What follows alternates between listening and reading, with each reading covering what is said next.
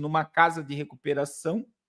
Se você quiser nos encontrar no centro de São Paulo, é 9h30 da manhã. Coloca meu contato aí, irmão Miros. E se você quiser participar do culto em Guarulhos, eu preciso que você entre em contato. Por esses dias, não, eu vou estar em outubro em Linhares, no Espírito Santo, no mês de outubro. E aí, qualquer pessoa que quiser o endereço, entre em contato. O irmão Miros colocou o contato aí, e eu mando o cartaz, mando o telefone, e eu quero que vocês participem conosco, pessoal de São Paulo, desse trabalho. E eu vou me esforçar para o mês de maio estar no Rio de Janeiro. Rio de Janeiro. Então, vem comigo, São Paulo. E, meus irmãos, não deixe de abençoar o projeto Arrependa-se. Amanhã nós vamos comprar um bujão de gás, um fogão, prato, talher, copo, para o próximo sábado nós começarmos uma cozinha lá no Beco 30 e nós vamos fazer um trabalho maravilhoso. Um trabalho maravilhoso lá no Amazonas. Lá no Amazonas. Então, é amanhã, eu quero comprar isso, eu acredito que vai sair aí uns R$2.000 o que nós vamos gastar amanhã. E, em nome de Jesus,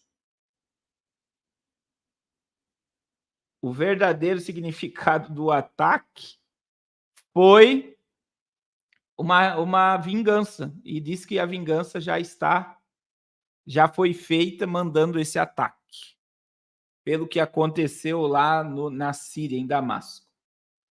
Irmãos, e nós estamos aí, né, com os missionários, os programas de rádio já foram pagos, e com o projeto da África. A gente precisa só de 70 pessoas agora, com R$100.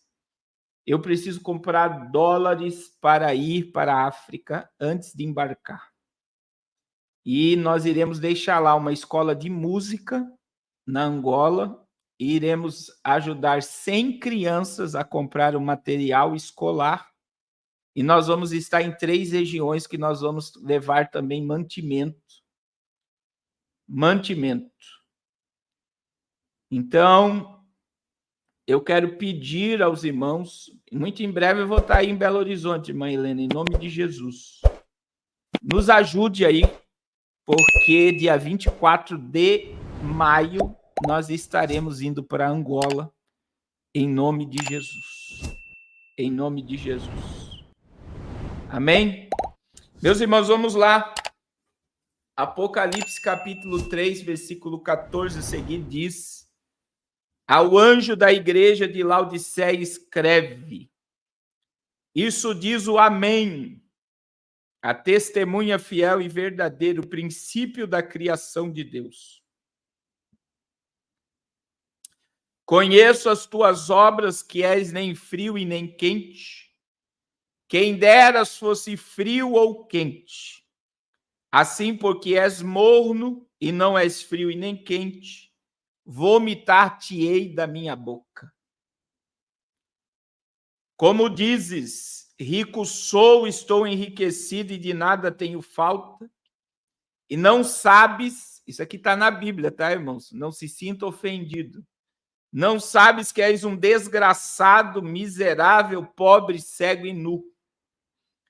Aconselho-te que de mim compres ouro provado no fogo, para que te enriqueças, e roupas brancas para que te vistas, e não apareça a vergonha da tua nudez, e que unja os teus olhos com colírios para que vejas. Eu repreendo e castigo todos quanto amo. Sê, pois, zeloso e arrependa-te. Eis que eu estou à porta e bato. Se alguém ouvir a minha voz e abrir a porta, eu entrarei até ele, e com ele cearei e ele comigo. E ao que vencer, lhe concederei que assente comigo no meu trono, assim como eu venci e me assentei com meu Pai no seu trono. Quem tem ouvidos, ouça o que o Espírito diz à igreja. Glória a Deus. Meus irmãos, para quem não sabe, né, existe uma interpretação escatológica que divide as 7 igrejas, as 7 períodos da igreja sobre a terra, do início ao fim. E dentro desta interpretação escatológica, dentro do dispensacionalismo clássico, a gente vê que Laodiceia é a última igreja, é a igreja que antecede a volta de Cristo. Laodiceia é a igreja que corresponde aos últimos dias aqui na Terra, os últimos dias ou os últimos instantes da história da igreja aqui na Terra. Só que existem algumas coisas interessantes sobre Laodiceia, porque antes de se chamar Laodiceia,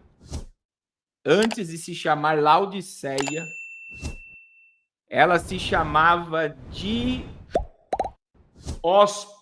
Dióspolis, porque ela era uma cidade consagrada a Zeus. E aí, Etíoco Epifânio conquistou esta região da Ásia, e na hora que ele iria conquistar e destruir Laodiceia, a sua esposa, chamada Laudes, não permitiu, porque ele gostou muito. Ela gostou muito da cidade de Laodiceia, e então Etíoco Epifânio não permitiu que Laodiceia fosse destruída, e ele deu a cidade à sua esposa, e aí houve uma guerra muito grande. Por quê? Porque o povo de Diápolis, a cidade de Diápolis, ela era uma cidade religiosa, porque Zeus era o deus de Diápolis. E eles tirarem o nome de Diápolis, eles iriam estar tirando o nome de Zeus do seu nome. E então, o que Etíoco Epifânio fez? Ele pegou e trouxe investimento para Laodiceia, empresas para Laodiceia. E ele começou a comprar o povo com a mudança financeira de Diápolis, que no futuro se chamaria Laodiceia.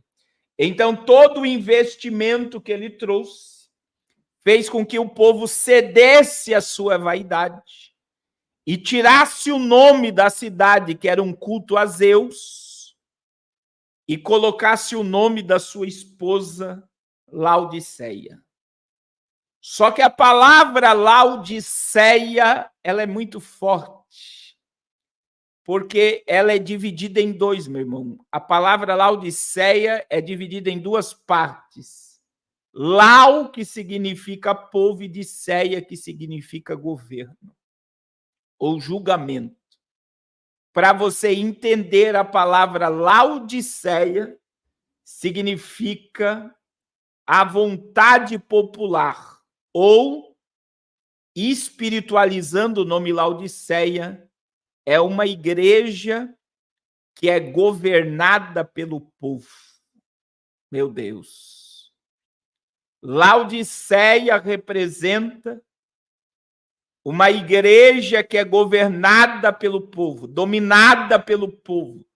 É que não é a vontade de Deus que prevalece sobre Laodiceia. É a vontade popular, é a vontade do povo que prevalece. Então, Lau significa povo, Diceia, governo ou juízo. Então, a igreja é governada pelo povo. E aqui eu vou entrar nesse parâmetro, porque é a realidade dos dias atuais. Agora veja, meus irmãos, além de agora Etíoco Epifânio dar o nome da cidade, porque ele compra o povo para trocar o nome de uma divindade para o nome da sua esposa. Ele traz investimento. Agora, olha que coisa interessante. Laodiceia, a cidade de Laodiceia, ela tinha escola ou faculdade de medicina, e ela tinha a melhor, ou uma das melhores escolas de oftalmologia do Oriente. Então, eles cuidavam de olhos. Olhos, presta atenção. A cidade, por causa do investimento de Etíoco Epifânio, tinha muito fluxo de dinheiro. E pasmem, quando você estuda sobre Laodiceia, você vai ver que Laodiceia vendia uma lã negra. E Laodiceia dominava a indústria da moda dos dias. Então, essa lã negra de Laodiceia, ela era uma das roupas mais caras e era o que dominava a moda dos dias bíblicos que nós estamos aqui se referindo.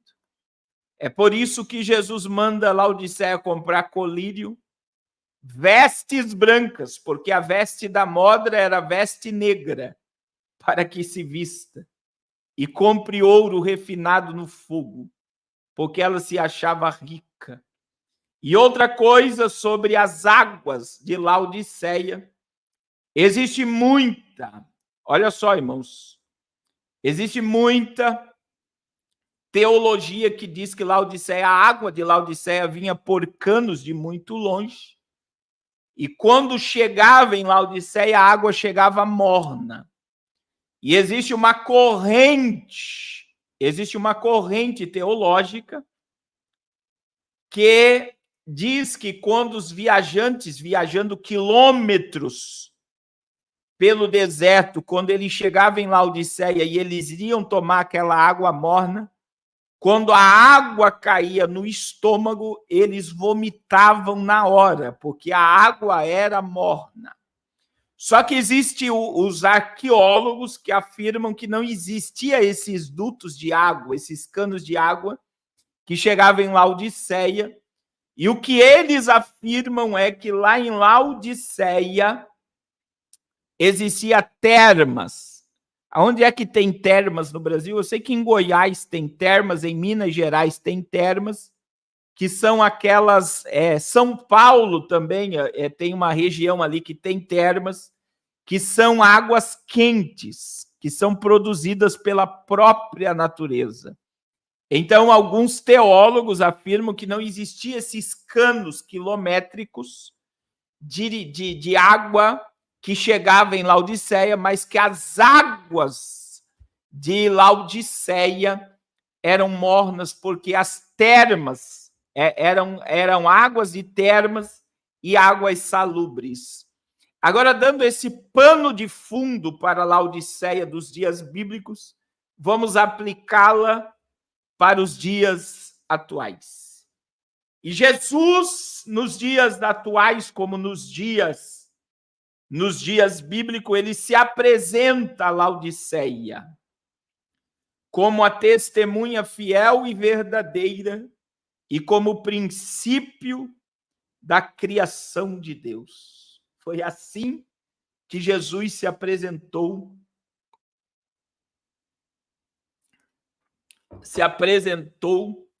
para Laodiceia como uma testemunha fiel e verdadeira. Só que eu acho lindo como é que ele se apresenta como princípio da criação de Deus. Meu Deus, é muito forte, né, meu irmão? E aí João, ele vai revelar Jesus. João, no capítulo 1, versículo 1, 2 e 3. Olha só porque Jesus é o princípio. No princípio era o verbo, o logos, a palavra. E o verbo estava com Deus e o verbo era Deus. E ele estava no princípio com Deus. Mas agora olha o que diz o verso 3, o princípio da criação. todas as coisas. Todas as coisas foram feitas por ele. E sem ele, nada do que foi feito se fez. Aleluia. Oh, glória ao nome de Jesus. Ele é o princípio da criação, e João afirmou, o mesmo que escreveu o Apocalipse. É ele que fez todas as coisas e nada foi feito sem ele. Tudo foi feito por ele. E sem ele, nada do que foi feito. Olha o que diz a palavra. Ele estava no princípio com Deus. E a Bíblia diz no verso 3: todas as coisas foram feitas por ele, e sem ele nada do que foi feito se fez. Porque ele é o princípio da criação de Deus. Agora veja que no verso 15, como ele é a fiel testemunha, e ele é o princípio de tudo. Ele disse para Laodiceia: eu conheço a tua obra, as tuas obras, que nem és frio e nem quente. Quem deras fosse frio ou quente, assim porque és morno, e não és frio e nem quente, vomitar-te-ei da minha boca. E aí, meus irmãos, Jesus ele vai trazer outra lição para nós sobre Laodiceia, dos dias atuais. E aí você vai dizer assim: quem é o frio, quem é o morno e quem é o quente? E aí nós vamos entender, meus irmãos, primeiro, quem é o frio? O frio não é aquele que não crê, no grego aqui. O frio não é aquele que não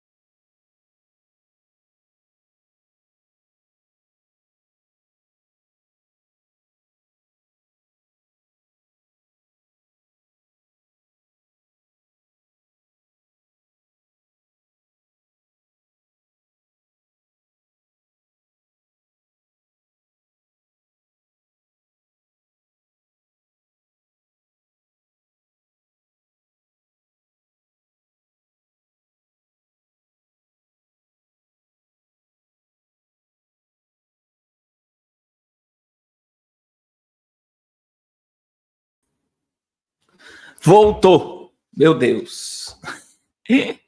Glória a Jesus. Glória a Deus. Eu não sei o que aconteceu aqui, que travou tudo, meu irmão, mas é a internet.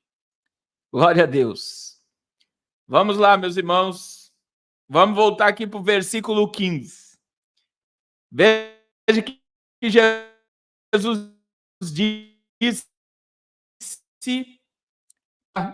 Laodiceia, conheço quem és frio. Bicho, está travando. Que não és frio e nem quente. Quem deras fosse frio ou quente, assim porque és morno e não és frio e nem quente, vomitar-te-ei da minha boca. Irmãos, a gente precisa entender o que é o frio no grego, o que é o morno no grego e o que é o quente no grego. E o frio no grego aqui não é a pessoa, olha só, que não crê nos mistérios de Deus. O frio aqui não é o crente que não fala em línguas. O frio aqui não é o crente que não profetiza. O frio aqui é aquele que já provou o poder de Deus e reconhece o seu estado de miséria. Meu Deus. É como Jesus disse para Éfeso, né? Lembra-te da onde caíste, arrependa-te e volta ao teu primeiro amor. Eu acho muito forte, eu creio, né? Que essa mensagem ela é muito forte. Por quê? Porque uma coisa é você esfriar, outra coisa é permanecer frio. É por isso que Jesus diz assim: quem deras fosse frio, quem deras fosse frio, porque o frio reconhece seu estado de miséria e o frio diz: eu quero voltar. O frio é como você que orou essa semana e disse: que saudade que eu tenho de voltar a falar em línguas, de profetizar, de evangelizar, de ganhar almas. Que saudade que eu tenho. Por quê? Porque você reconhece, quando você lembra de como Deus já te usou, quando você lembra de como Deus já operou, de como Deus já fez, de como Deus pode, de como Deus faz, e você olha para o teu estágio hoje e diz: eu preciso ressuscitar. Isso é o frio. O frio é aquele que reconhece o seu estado de miséria e diz: Senhor, me ressuscita. Aí veja que o Senhor Jesus diz: quem deras fosse frio ou quente. E aí você tem que entender quem é o quente. O quente é aquele que não precisa de motivo para adorar. O quente é aquele que pode estar no deserto, pode estar no vale, pode estar na bênção, pode estar na prova, pode estar na doença, pode estar na fatura. O quente é aquele que não vive na síndrome da multidão. O quente não é movido pelos outros. O quente ele é movido pelo céu. Eu vou repetir. O quente não é movido pelos outros, o quente é movido pelo céu. Então veja que a Bíblia diz, é a Bíblia que diz: quem deras fosse frio ou quente, porque o quente é aquele que não depende dos outros para adorar, meu irmão. E eu vou te explicar isso daqui. Hoje a gente vive nessa síndrome da multidão. Ninguém ora, eu não oro. Ninguém prega, eu não prego. Ninguém evangeliza, eu não evangelizo. Ninguém visita o hospital, eu não visito no hospital. Ninguém vai para o culto, eu não vou para o culto. Meu irmão, o quente vai dizer assim: ninguém ora, eu continuo orando. Ninguém prega, eu continuo pregando. Ninguém evangeliza, eu continuo evangelizando. Por quê? Porque o quente não é movido por homens. O quente é movido pelo céu. O quente, meu irmão, pode ter o escândalo que tiver. O quente viu o J Quest cantar na igreja da Lagoinha e disse: eu não estou nem aí, eu sei em quem eu tenho crido e vou continuar adorando. Se eles querem se apostatar, que virem as costas para a verdade. mas eu não me abalo por escândalos religiosos. Eu continuo adorando porque eu não sirvo uma placa, eu não sirvo um sistema. Eu digo como Jó, eu sei em quem eu tenho crido, glória a Deus. Eu sei que o meu Redentor vive. Aleluia. O quente não é movido por homens, o quente é movido pelo céu. Glória a Jesus. Meus irmãos, os escândalos estão aí e os escândalos vão se multiplicar. E é só crente morno que vive morto por causa de escândalos. E eu vou repetir, porque eu vou entrar no morno agora. É só crente morno que paralisa, que para por causa de homens. É só crente morno que pega a queda de homens para permanecer pecando e errando. É o morno. É por isso que Jesus disse: quem deras fosse frio, porque o frio reconhece o seu estágio de miséria. Ou que você fosse quente, porque o quente não se move pelos outros, mas se move pelo céu. Mas porque és morno, e não é frio e nem quente, és morno, eu vomitar-te-ei da minha boca. E aí o morno, meu irmão, o morno não é só o crente que se mistura com o mundo. O morno é o crente que já provou o céu, que já provou os mistérios de Deus. Mas ele alcança um nível de incredulidade que ele não faz, não acredita que possa fazer e não quer deixar os outros fazer. Esse é o morno. É o morno, é aquele que vive cheio de pedras na mão, atacando pedra em todo mundo, porque ele quer se defender olhando para os erros dos outros. E existe uma frase que está sendo muito dita por aí, meu irmão, que só pessoas medíocres falam de pessoas. Pessoas prósperas e abençoadas falam de objetivos, de sonhos e de projetos. Glória a Jesus. Glória a Jesus. Glória a Jesus. E nós estamos vivendo o tempo da mornidão. Sabe por quê, meu irmão? Porque o morno não crê mais.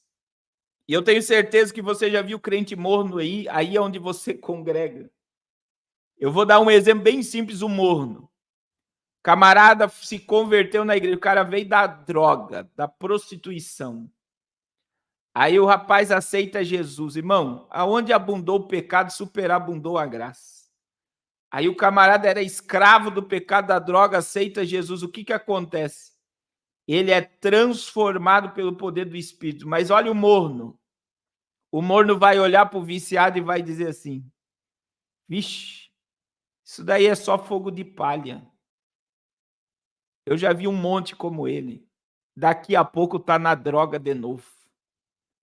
Daqui a pouco está no pecado de novo. Porque o morno, ele não vê mais a graça e não vê mais a glória de Deus.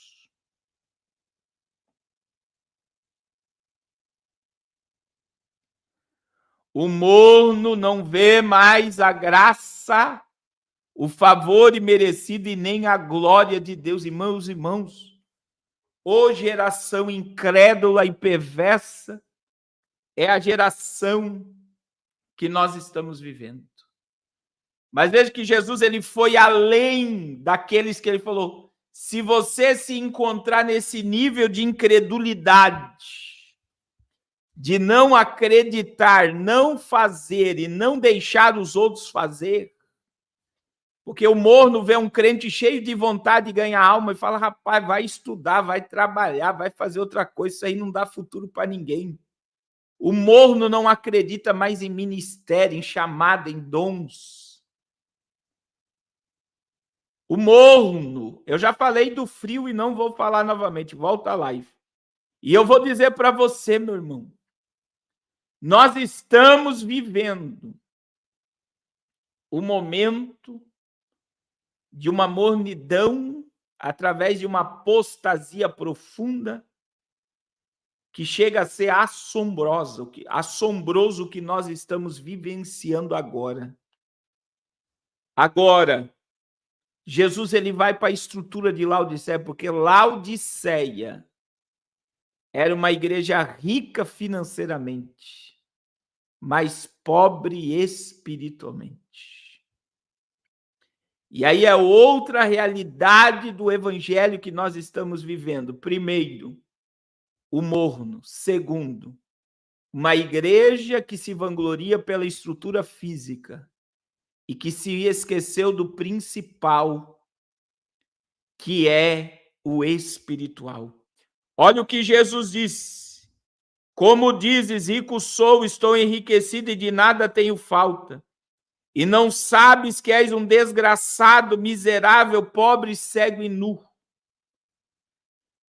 A igreja de Laodiceia dizia: estou rico, enriquecido, não tenho falta de nada, mas não sabes que és um desgraçado, miserável, pobre, cego e nu.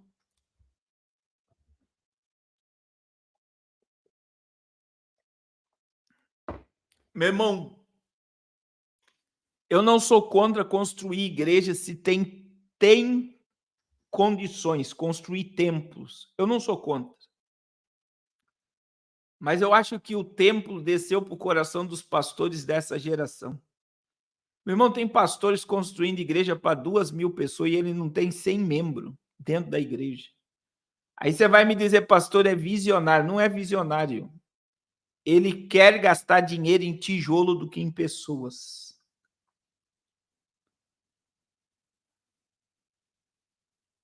Nunca se viu uma geração de líderes obcecados em construir templos. E aí, se você constrói um templo porque está lotado e não tem mais onde colocar o povo, é maravilhoso mesmo. Porque nós temos que aumentar para caber o povo, que não cabe mais o povo aqui dentro. Mas eu estou vendo muitos, e eu prego muito por aí, meu irmão, que estão construindo megas templos sem ter povo para colocar dentro. E aí vem o outro problema. Se vangloriam da estrutura. Olha o prédio que eu construí. Eu estou rico. Eu estou enriquecido. E não tenho falta de nada. E muitas igrejas, irmãos, no Brasil, vivem isso. Igrejas que eu digo aqui, instituições, CNPJ, que tem muito. E que dizem exatamente isso. Nós estamos bem. Nós temos condições. Mas como é que estas igrejas estão sendo vistas aos olhos de Jesus? Irmãos, é Jesus que está dizendo, não sabes que és um desgraçado,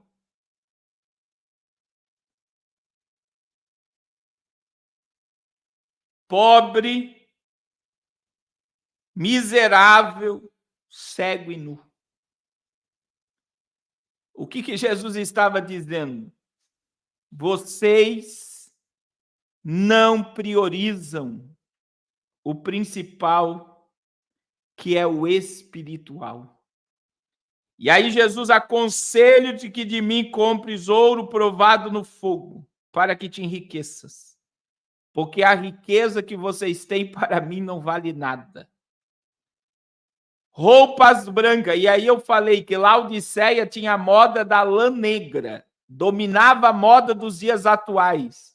Quer se vestir bem, se vista como Laodiceia. E aí Jesus disse, não adianta nada vocês dominarem a moda dos dias atuais se vestindo de negro, de lã negra. Mas agora, meus irmãos, Jesus disse, comprem roupas brancas, para que te vistas e não apareça a vergonha da tua nudez. E aí Laodiceia se vangloriava porque tinha uma escola de oftalmologia, cuidava de olhos. Tinha os melhores colírios da época. E Jesus disse, compre colírios para os olhos e unja os teus olhos com colírio para que veja. Porque vocês acham que são ricos, mas são pobres. Vocês acham que estão vestidos, mas estão nus. Vocês acham que estão tendo visão de reino, mas vocês estão cegos. Miserável, desgraçado, pobre, cego e nu. É assim que eu enxergo Laodiceia. E Laodiceia representa a igreja dos últimos dias. Agora, olha que coisa, meus irmãos. Olha que coisa. Eu repreendo e castigo todos quanto amo. Sê, pois, zeloso e arrependa-te. Só que o marco de Laodiceia, meu irmão, além de estar cega, além de estar nu, além de estar pobre espiritualmente, além de estar morna, existe algo pior sobre Laodiceia, que é o versículo 20. E, meu irmão, como os pregadores erram. Como os pregadores erram, porque a deficiência de Laodiceia era uma igreja morna, uma igreja pobre espiritualmente, uma igreja nua espiritualmente, e uma igreja que via pouco espiritualmente, uma igreja cega espiritualmente. Mas Laodiceia fez algo pior, que é o que está no versículo 20. Laodiceia, a igreja, colocou Jesus para fora. E aí você vai dizer, pastor, por que pregadores erram? Porque todo pregador e pastor prega isso aqui para o pecador aceitar Jesus. Jesus está batendo na porta do teu coração, abre a porta do teu coração, meu irmão. Jesus, em Apocalipse 3:20, ele está batendo na porta da igreja que ele comprou com o seu sangue. E olha o que ele diz, eis que estou à porta e bato. Se alguém ouvir a minha voz e abrir a porta, eu entrarei até ele, com ele cearei e ele comigo.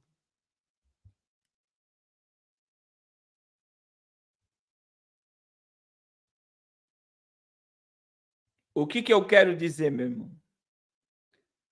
Que muitas instituições religiosas que são chamadas de igreja já colocaram Jesus para fora. E eu vou dizer algo aqui, duas coisas que me chocam. Primeira coisa, se Jesus estivesse na terra em corpo hoje, será que ele pregaria na igreja que você congrega? Porque existem muitas igrejas que Jesus não tem mais espaço dentro delas. Existem muitas instituições religiosas que, se pregar arrependa-te, que foi a primeira mensagem que Jesus pregou, arrependei-vos porque é chegado o reino dos céus. O povo da igreja evangélica iria expulsar Jesus do púlpito. Se Jesus pregasse o sermão, quem amar a sua vida, perdê-la-á, mas se vocês perderem a vida por amor a mim, vocês vão achar. Você sabe o que iria acontecer? Ele iria ser expulso. Se Jesus pregasse em muitas igrejas evangélicas, vocês querem vir após mim, vocês querem entrar no meu reino, então morra para o pecado. Pegue a cruz, crucifica o teu eu na cruz e vem caminhar comigo. Porque cruz fala de renúncia, mas acima de tudo, cruz fala de morte para o pecado.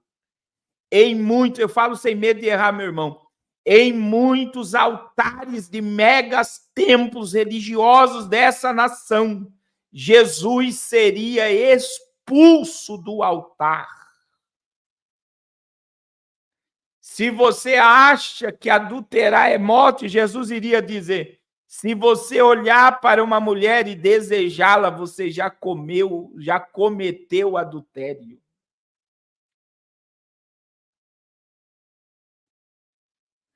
Se Jesus subisse no altar de várias denominações evangélicas e dissesse: no princípio Deus instituiu família.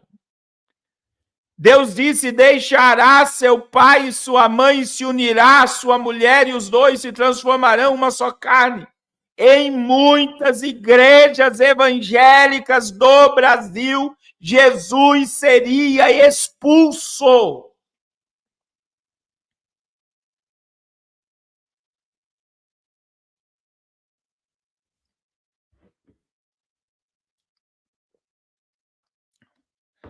Sabe por quê, meu irmão?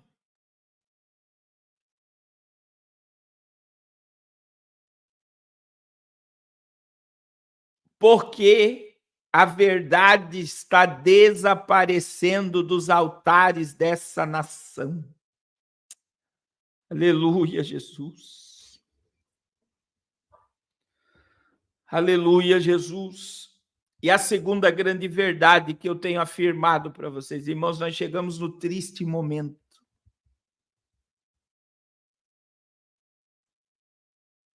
Por Jesus não ser mais o centro do culto, nós chegamos no triste momento que nós temos que evangelizar crentes. Porque os crentes não sabem o que é vida eterna. Os crentes, eu não estou dizendo cristão, eu estou dizendo crente, o gospel, não sabe o que é abandonar pecado para viver para Cristo. Você fala em muitas igrejas que Jesus vai voltar, tem muita gente que vai dizer: meu Deus, eu não sabia disso, eu nunca ouvi falar sobre isso. Eu vivo isso quase que mensalmente, quando eu saio pregar em algum lugar, as pessoas ficam: meu Deus, como é que eu não sei nada disso? As pessoas não sabem nada. Isso é uma prova, meu irmão, que Jesus já foi colocado para fora.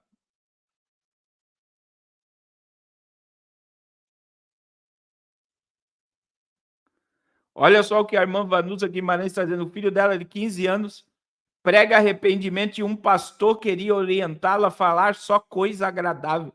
Os pastores estão nessa vibe, você só tem que falar coisa boa para o povo. Meu irmão, infelizmente o gospel, o evangélico não sabe nada de imortalidade, de vida eterna, de Nova Jerusalém, de volta de Cristo.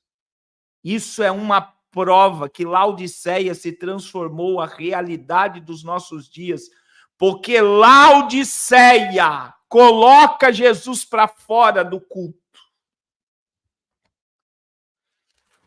Laodiceia, lá o povo, Diceia, governo, igreja governada pelo povo.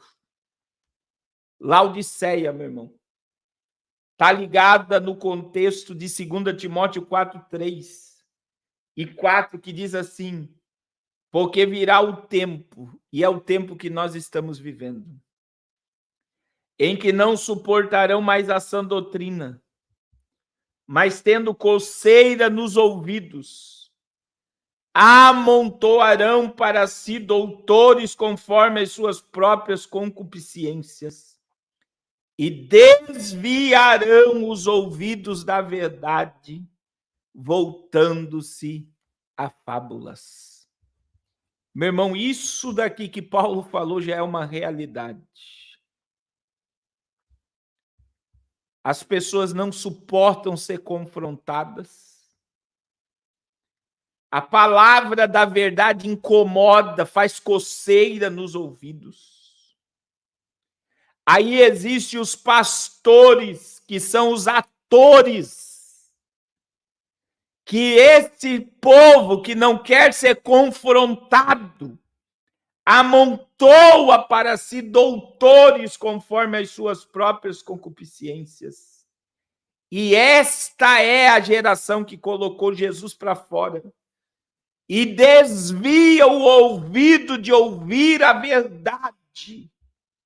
e acredita em fábulas. Acredita em fábulas, mas não acredita mais no poder do evangelho. Agora, irmãos, entenda algo que existe nas 7 igrejas da Ásia. Porque não é a instituição, o templo, o CNPJ, é o povo. E nas 7 igrejas, você vai ouvir Jesus dizer ao que vencer. E para Laodiceia, Jesus disse: ao que vencer, eu lhe concederei que assente comigo no meu trono. E assim como eu venci, me assentei no trono de meu Pai. Quem tem ouvidos, ouça o que o Espírito diz à igreja. Ô, glória!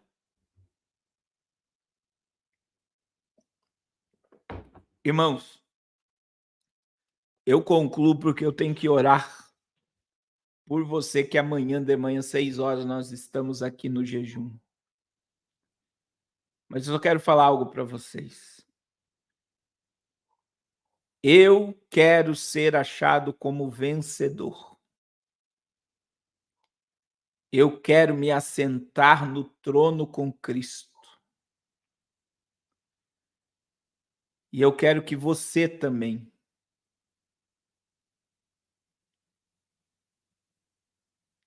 Que você também acorde. Saia da frieza, da mornidão. Enxergue a tua miséria, meu irmão. Jesus disse: compres ouro refinado no fogo para que te enriqueça. Veste branca para que te vista e ninguém veja a tua vergonha. E colírio para os teus olhos para que vejas. Aleluia. Irmãos, não vamos olhar para os outros não agora. Nem para a denominação, nem para os pastores, nem para os crentes, nem para os pregadores, nem para os missionários. Cada um vai dar conta de si diante de Deus. Eu quero que você olhe para você. É aí, em você. Como é que Jesus está? Do lado de fora ou ele está sentado contigo na mesa em comunhão contigo? Porque se você não está em comunhão com Cristo, Jesus está para fora do teu coração. Só que olha a misericórdia de Jesus, mesmo você expulsando ele. Apocalipse 3:20. Eis que eu estou à porta e bato.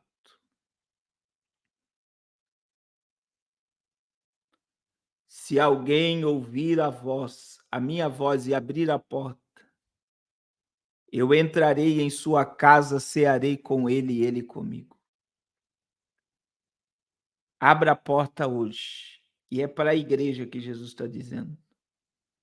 Porque eu quero voltar a ter comunhão profunda contigo. Glória a Deus, eu quero orar por você, meu irmão. Eu quero orar pela sua alma. Eu quero orar pela sua vida agora. Em nome de Jesus. Se tiver alguém para Jesus, eu vou esperar 2 minutos apenas e eu vou estar orando. Deixa ele voltar a ser o centro da tua existência. Aleluia. Tem alguém para Cristo? Diga, eu quero agora e eu vou orar pela tua alma agora. 2 minutos e nós vamos orar. Glória a Jesus. Glória a Jesus. Glória a Jesus. Volte para Cristo agora, aceita Jesus agora. Olha aí, irmão Mauro Souza quer reconciliar com Jesus. Só pela vida do Mauro já valeu a pena toda essa live. Mas se tiver mais alguém para Cristo, aceite agora, reconcilia-te agora. Jesus está te chamando. Aleluia. Glória a Jesus. Glória a Jesus. 1 minuto e eu vou estar orando, irmãos. Glória a Deus. Glória a Deus. Glória a Deus. Glória a Jesus. Glória a Deus. Glória a Deus. Glória a Jesus. Glória a Jesus. Tem alguém para Cristo? Diga, eu quero. Olha só, a irmã Elisama estava afastada, dizendo, não aguento mais ficar afastada. Jesus vai entrar, irmã Elisama, hoje, vai fazer uma festa contigo. E está sendo feita uma festa no céu pela tua alma, pela tua vida agora, glória a Deus. É Jesus que está te chamando. Olha só, irmão Márcio Ribeiro, quero voltar para Jesus, glória a Deus. Jesus vai voltar a ser o centro, irmão Márcio. Jesus vai voltar a ser o centro da tua existência. Ele vai mudar a tua vida.